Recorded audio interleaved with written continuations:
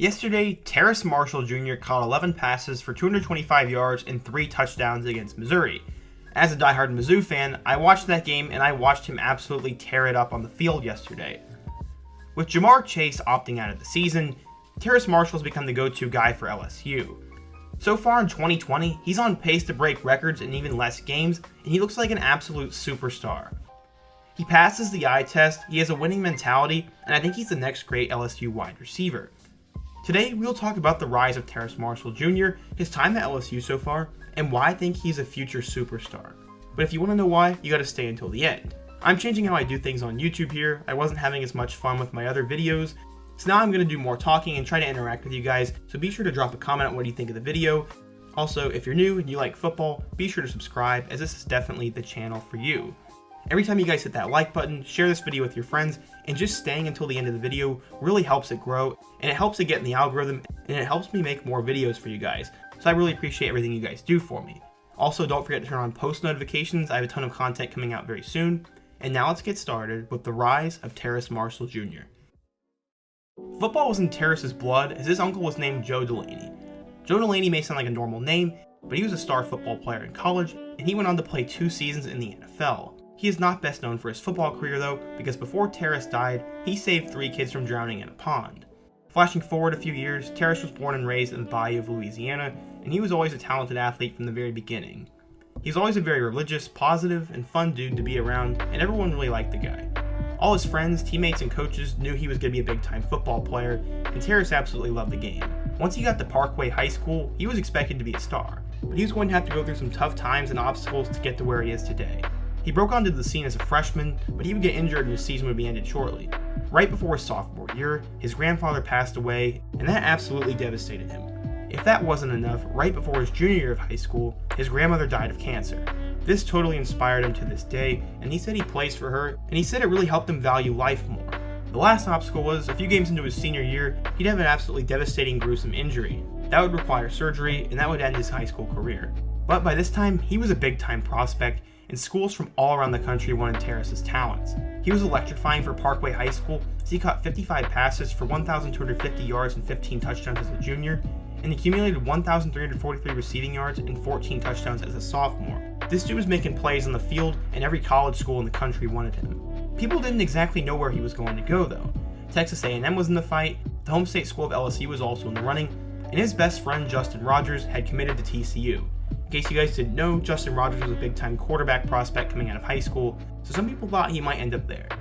He wanted to go to a school where he could thrive, and LSU wasn't exactly a very passer-friendly offense. But as I said earlier, he was a guy with a lot of faith, and for some reason he believed LSU was the school for him. Marshall was the consensus #1 prospect in the state of Louisiana, and he was a 5-star recruit across all recruiting platforms. He eventually committed to LSU over Texas A&M. He joined 4-star recruits Ja'Marr Chase and Keenan Jones in the 2018 class. According to 24/7 Sports, he was the 13th best player in the country, a 5-star recruit, the number 13 wide receiver, and the 287th best recruit in college football history. So going into his LSU career, he was definitely expected to be a star. They were coming off the Danny Etling era, and they needed a quarterback. Terrace would catch his first career pass in a game against number 8 Miami, a game that the Tigers would end up winning.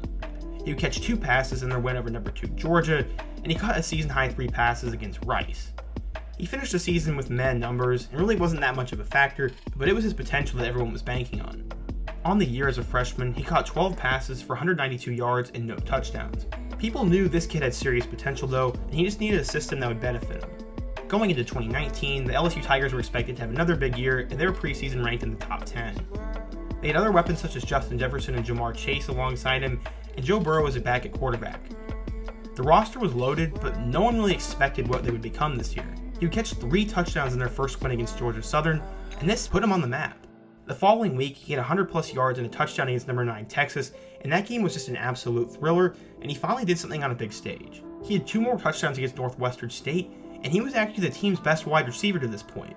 But just like the rest of his life, he would have a setback, and he'd have to have something to battle through. Against Vanderbilt, Ja'Marr Chase went off, but in that game, Terrace Marshall went down with a concussion, and he would have to miss 4 games of the season due to that. This was definitely probably very tough for him as he watched Justin Jefferson and Ja'Marr Chase take his spot, but he was a team player and he believed in what he was doing, so he was going to bounce back. He played well the rest of the year and had 2 touchdowns against number 4 Georgia to clinch their spot in the playoff. He He had 2 more touchdowns in their win over number 4 Oklahoma in the college football playoff, and he was having some big time games in the country's biggest spotlight. He would catch a huge touchdown and a late game reception that would clinch their win over number 3 Clemson, and LSU won the national title. Joe Burrow took home the Heisman Trophy, Jamar Chase won the Blitnikoff Award, Justin Jefferson was a superstar, Joe Brady went all the way to the NFL with the Panthers, and Dave Aranda took the head coaching job at Baylor. As a sophomore, he went under the radar though, as Terrace caught 46 passes for 671 yards and 13 touchdowns. Those are very good numbers for most wide receivers, but because of Jefferson and Chase ahead of him, people were not really talking about him too much. But in 2020, he's gonna have a reason to prove them all wrong. Going into 2020, everyone expected him to break out alongside other receiver Racey McMath. Jamar Chase opted out due to COVID, and it was going to be Terrace's team. Against Mississippi State, he had 8 catches for 122 yards and 2 touchdowns. Unfortunately, Mike Leach and KJ Costello were too much to handle, and LSU lost that game. And now Mississippi State's a dumpster fire, so people are starting to really wonder if LSU is very good at all. Against Vanderbilt, they would bounce back with a big win, and he only caught 2 passes for 67 yards, but both of those went for touchdowns. Missouri is the game where he really went off. He had 11 catches for 225 yards and 3 touchdowns in that game. He was by far the best player on the field that day, and if not for a late goal line stand by my Tigers, LSU would have walked away with a win and a 2-1 record. His 11 catches is tied for 7th most in LSU history, and those 3 touchdown catches is tied for the 6th most in a single game by an LSU player ever. Marshall so far has season totals of 21 catches for 424 yards and 7 touchdowns through 3 games.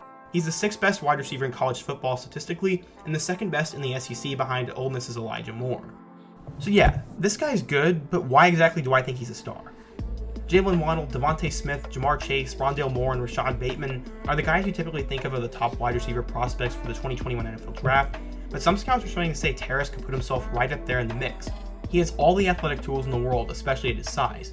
He is 6'4" and 200 pounds, and he knows how to use his size really well, has spectacular body control while in the air, and does a great job adjusting his body in traffic to make tough catches and keep the defender from influencing and attacking the ball. He is really good at tracking the ball while it's in the air too, and he consistently locks onto the football and does a great job of getting himself into the perfect position to catch it. Marshall has all the athleticism in the world to be a deep threat as well. He's a long strider, and he doesn't exactly have great acceleration, but once he gets going, he uses his frame and long strides to get ahead of most defenders. We saw that against Missouri when he went for that 76-yard touchdown and absolutely burned our secondary in one play. Some scouts currently have Terrace Marshall Jr. as a 3rd-round pick, but they say he has a lot of room to grow, and I personally think he's going to be a 1st-round pick when it's all said and done. Scouts compare the guy to Mohamed Sanu and Marvin Jones, which are pretty good guys. To me, he has the it factor, and he can take over a game. He has the winning mindset, and he wants to win games, and he wants to be a leader too. He would have been an NFL draft pick this year, but he wants to win games, he wants to be there with his teammates, and he wants to play the game of football which he loves, and I really respect and admire that out of him. Just by him opting to play, he proves he cares about his teammates and his school, and I wish Jamar Chase did the same.